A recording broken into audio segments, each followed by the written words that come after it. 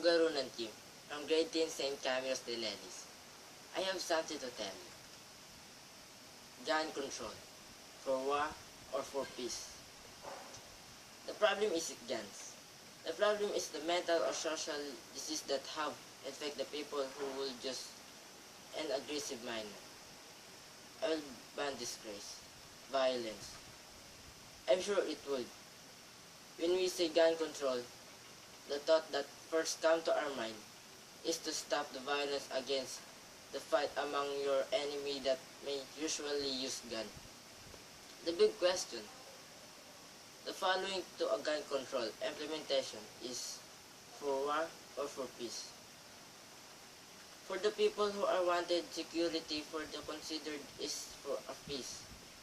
Peace, not for a benefit for others, but for the peace of his mind, that whatever may think happen, he is ready all the time.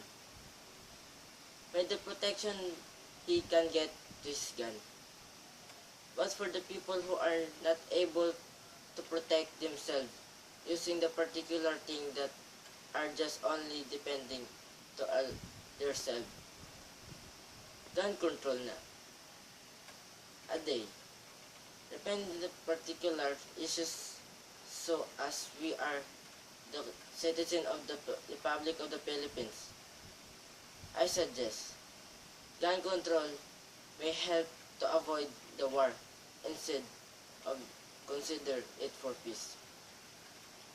This just like on how manage a toddler child who suffer from a tantrum instead of using anything that would hurt him because we are think that it would help the child to stop crying or didn't even know not because worse but instead of talking a child into a calm voice it might really help to calm down and tantrums of a child.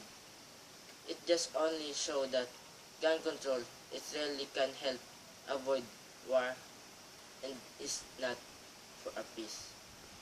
Thank you.